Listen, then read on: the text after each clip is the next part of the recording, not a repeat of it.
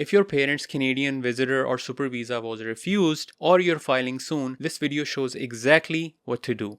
I will start by first sharing your options if their application has been refused. Then we'll talk about how to submit a strong application. This applies whether you're applying for the first time or you're reapplying. I'll also talk about whether or not you should apply for a super visa. I'm Rashid, a regulated Canadian immigration consultant from Ontario, Canada. This is my 7th year of practicing immigration, and the reason I studied and became a licensed immigration consultant was to help my parents get their visas. I wanted to learn firsthand as much as I could to give them the best chance of success. Today, I hope you can benefit from my experience and knowledge too. But still, this is general information, not case-specific advice. If you need detailed advice specific to your case, feel free to schedule a call with me. Alright, so if your parent's visa was already refused, you have 3 options. If the application was really strong and the visa officer made a factual or legal mistake, you can request reconsideration. I have a whole video on reconsideration requests that I will link in the description, or you can find it in my channel. Second option, you can also challenge the refusal through a judicial review, but it can be a time-taking and expensive process. It should only be done if you're sure the original application was very good. The third option, if the application that was refused has opportunities to improve it, it's best to reapply with a stronger application. So what should a solid application have in it? There are 7 things you need to take care of. The first thing is the purpose of visit.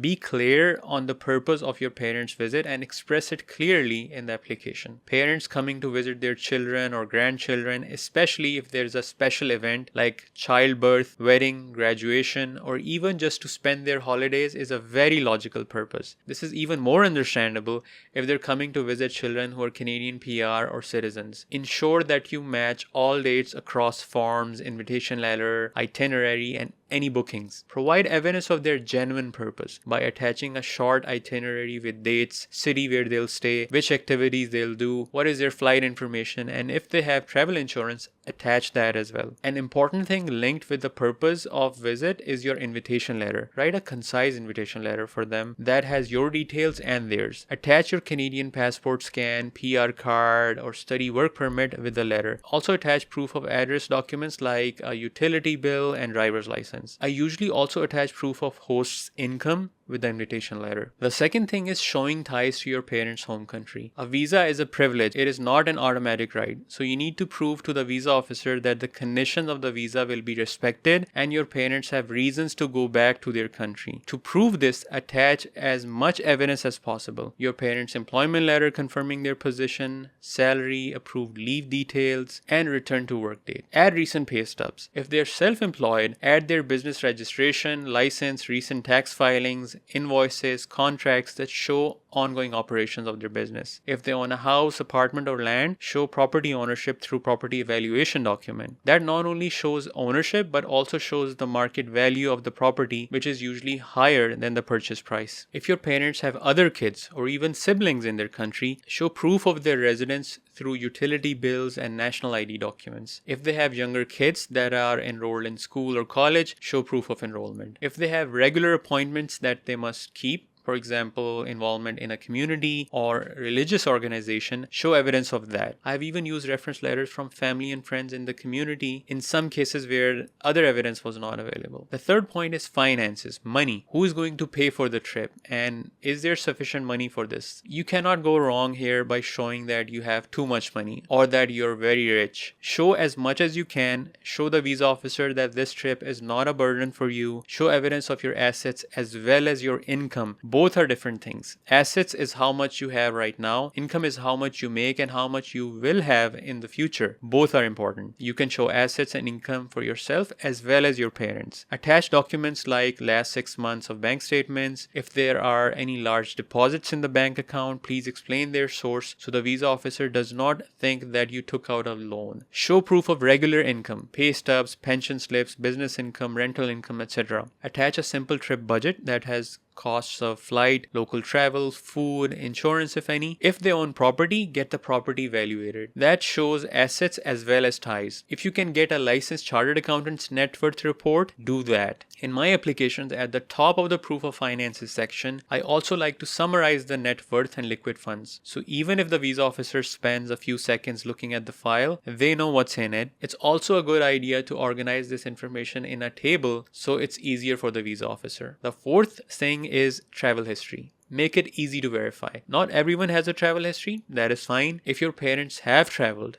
scan passport pages with visa, entry, exit stamps. If previous travel is significant, add a one-page list of trips. The fifth element is visa forms. Do ensure that they are consistent, especially if you've applied before. Declare every single refusal they have ever had. Don't hide it. I usually write the total liquid funds available in the funds available for stay section. This way, even when the visa officer uses automation tools to review the application, they will know exactly how much money you have. If you write $3,000 to $5,000 here, the visa officer might think this is all you have in your account. Don't leave any gaps in employment history. If you need more space to write the history, fill in a Google or Word doc and attach it with the cover letter. Use the optional Schedule 1 form, as this is a great way to share their travel history. The sixth thing is documents and uploads. I prefer the GC Key account instead of the IRCC portal, as it allows bigger file uploads up to 4 MB. This becomes important when you're attaching a lot of evidence. Also note, if something is not in English or French, it needs to be properly translated as per the method shared by IRCC. You will need to combine and compress several documents into PDFs as needed and keep them under 4 MB. But don't compress them so much that they're not readable, as your application can be refused because of this. I usually use Adobe's premium subscription for PDF organizing and compression. The last but important point is cover letter or submission letter. This letter summarizes your whole application, tells the visa officer about the purpose of visit, gives an introduction to your parents, shows the summary of finances, lists all the documents, talks about their ties to their country, and if their application has been refused before, it lists the refusal reason and addresses them. I usually cite similar cases from the Federal Court of Canada also to support my arguments. Keep this cover letter practical and concise, but don't skip the important details. If you follow all of these steps, that should result in a strong application. If that application is still refused, you can then again pursue one of the three options I shared earlier: reconsideration, reapplication, or judicial review. Now let's quickly talk about super visa.